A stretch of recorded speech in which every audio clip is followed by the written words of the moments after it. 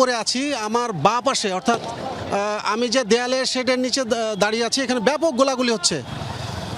ব্যাপক গোলাগুলির কারণ হচ্ছে এখানে যাত্রাবাড়ি থানা। আপনি জানেন সকাল থেকে এখানে হাজার হাজার জনতা যাত্রাবাড়ি চৌরাস্তার বিভিন্ন অলিগলি থেকে এসে এখানে অবস্থান নিয়েছিল। আপনাকে যদি আমরা একটু দেখানোর চেষ্টা করি, এখানে লক্ষ লক্ষ জনতা যাত্রাবাড়ি থানা ঘিরে রেখেছে এবং এই থানার ভিতরে প্রায় শতাধিক পুলিশ, আমরা অনুমান করছি শতাধিক পুলিশ এখনও আটকা পড়ে আছে। তারা গত 2 ঘন্টা ধরে এই থানা ভবন থেকে এলোপাতাড়ি গুলি ছুটছে, ছত্রভঙ্গ করার চেষ্টা করছে। কিন্তু যতই তারা গুলি ছুটছে, কিন্তু বিক্ষুব্ধ জনতা ধীরে ধীরে থানার চারিদিকে দেয়াল ভেঙে, দেয়ালে বেশ কয়েকটি অংশে তারা ফাটল ধরিয়ে দেয়াল ভেঙে ফেলেছে। যে কোনো সময় তারা থানায় ঢুকবে।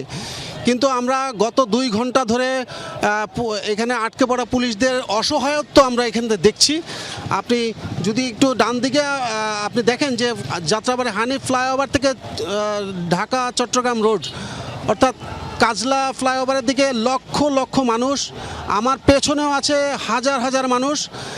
এমনকি নিচে গত প্রায় 1 ঘন্টা আগে পুলিশের একটি বড় কনভয় এসে নিচে আটকা পড়া প্রায় 200 পুলিশ সদস্যকে তারা উদ্ধার করে নিয়ে গিয়েছে। কিন্তু এখনও থানা ভবনের ভেতরে, ছাদের ভেতরে যারা আটকা পড়েছিলেন তারা এখনও আটকা পড়ে আছে।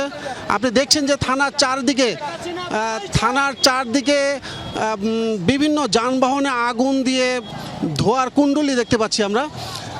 থানা ভবনের নিচে যে টিনশেড ভবনগুলো, সেগুলোতে আগুন দেওয়ার চেষ্টা হচ্ছে, সেগুলো আগুন দিচ্ছে। আমরা থানার যে পুলিশ সদস্যরা আছে, আমরা তাদেরকে দেখছি বিভিন্ন জানলা দিয়ে, তাদেরকে খুব অসহায়, তারা চিৎকার করে তাদের ঊর্ধ্বতন কর্মকর্তাদের